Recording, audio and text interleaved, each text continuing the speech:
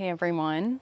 If you are like the millions of people on the planet right now that are feeling that sense of overwhelm, anxiety, restlessness, not feeling grounded, you're going to want to stick around for this video because I'm going to share a really powerful archetype in the holistic health modality of Ayurveda that's going to explain why this is and how you can help this. So stick around and I will see you in there. Hey everyone, my name is Brittany. I'm an Ayurvedic health counselor and yoga teacher. This is the third video in my Ayurveda series, so if you haven't watched the first and the second video, go back because I explain the history of Ayurveda, what it is, why it's important today in the modern age. And then I also talked about the Pitta dosha, which is one of the three dosha, the archetypes that we deal with in our body and our mind, having to do with the fire element. So after you've watched that, come back to this video, and today we're going to talk about the king or queen of the doshas called Vata, V-A-T-A. Now let's go back really quick. What does dosha mean? So dosha is a Sanskrit word that comes from India that translates to an imbalance in the body. Now, often how we look at doshas, especially in the West, it's more like an archetype. They're not always necessarily positive things, but they can be when you learn how to balance them and when you learn how to harness the power of those elements at play. So today I want to talk about the Vata dosha. This is, like I said, the king or the queen of doshas. This is the predominant dosha that many of us experience and that can drive other symptoms and other issues in the body. This is a really important one to know, especially if you are a modern person who has a job online and you're running around 100 miles per hour. That is the energy of Vata. So just to paint a picture of what this energy feels like or looks like, I like to look at the animal kingdom. And there's different animals that can represent different energies.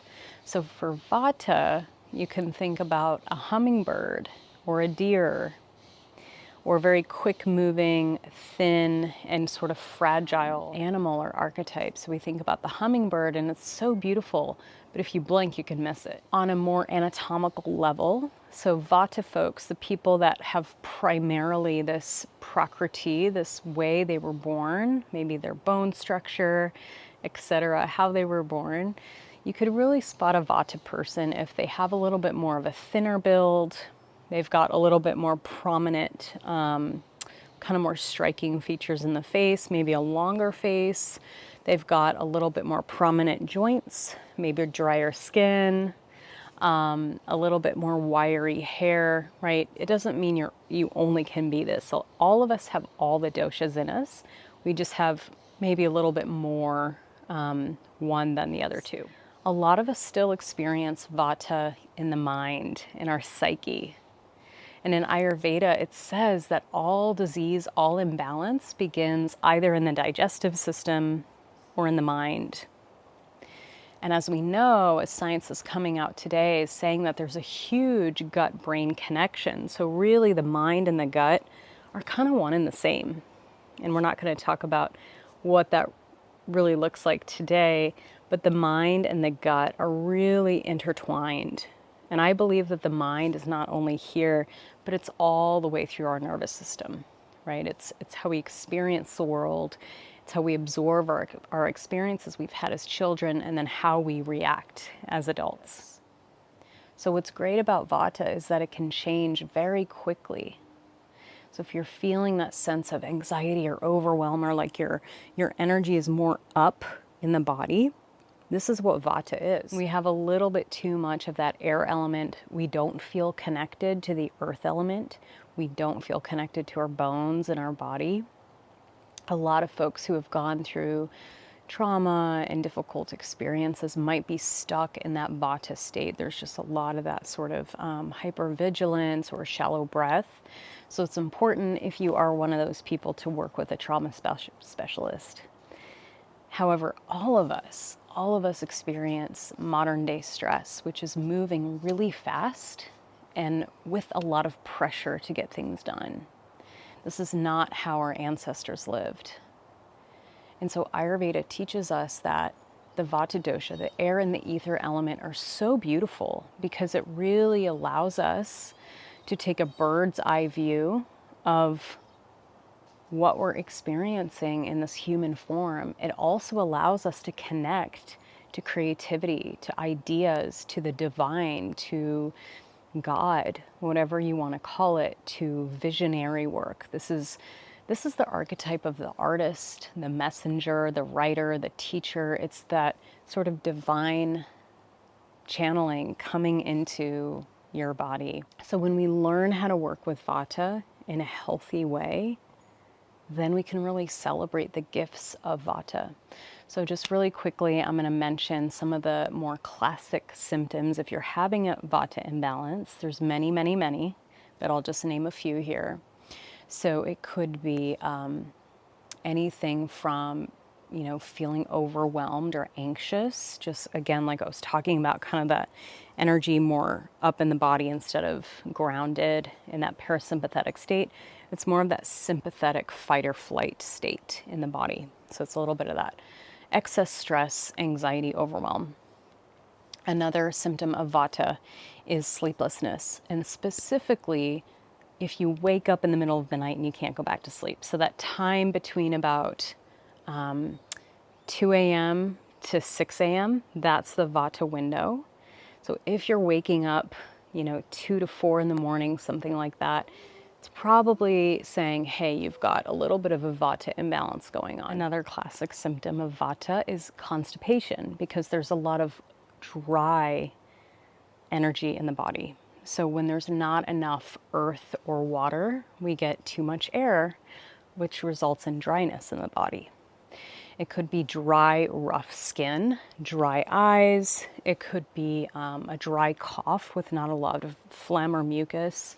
Feeling a little bit spacey, feeling a bit unfocused or not able to complete a project, maybe not feeling like you can follow up with folks. And I know a lot of this stuff can cross over with some other stuff going on, maybe ADHD, stuff like that. So they can be separate, but they can also be very intertwined, right? Because if we have things like ADHD, I do think that the brain works differently, and there's probably a lot more air element at play.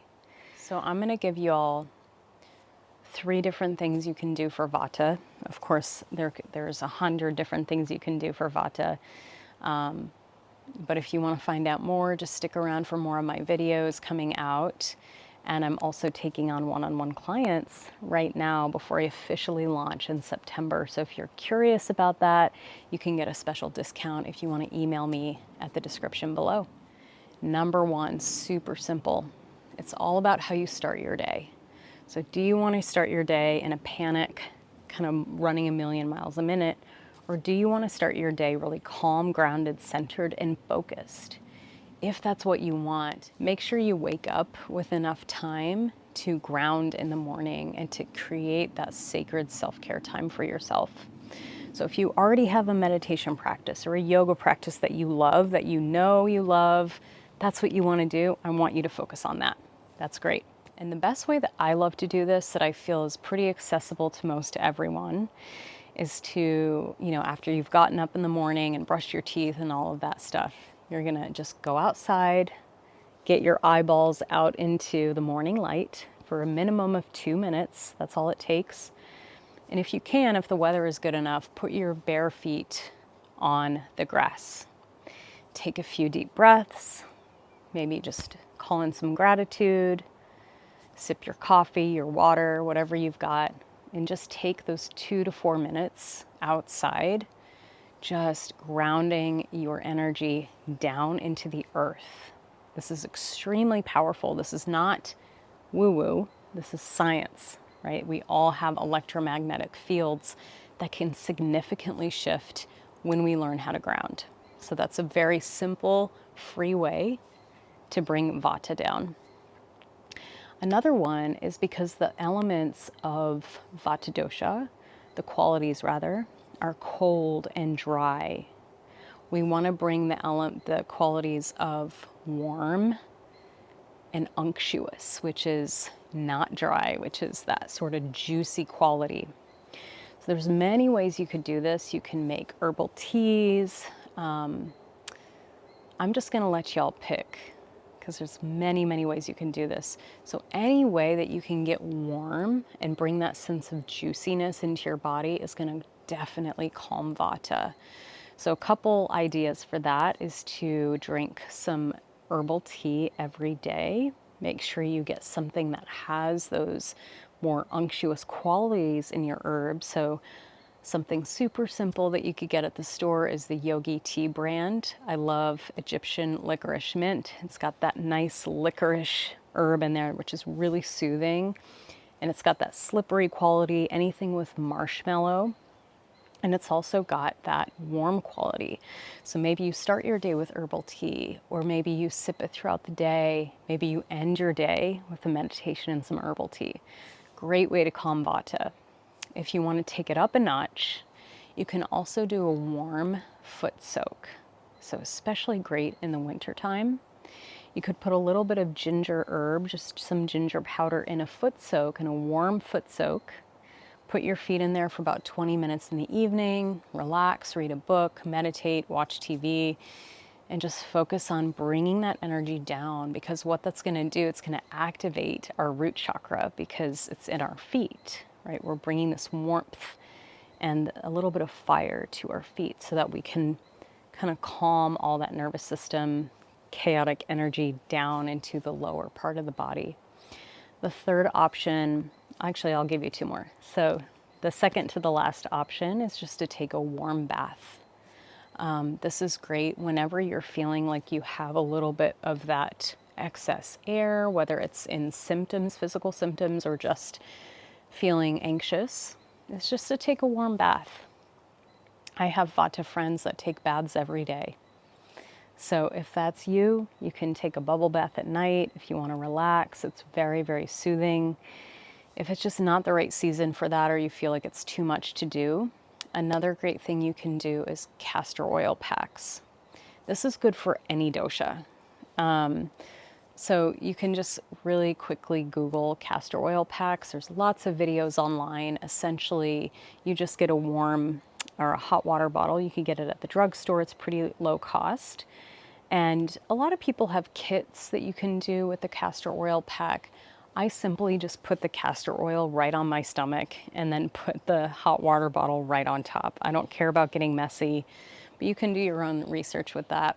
20 minutes, do that at the end of the day. It's extremely soothing, and it's also really good for your digestive system. It's good for menstrual health, women's health, etc.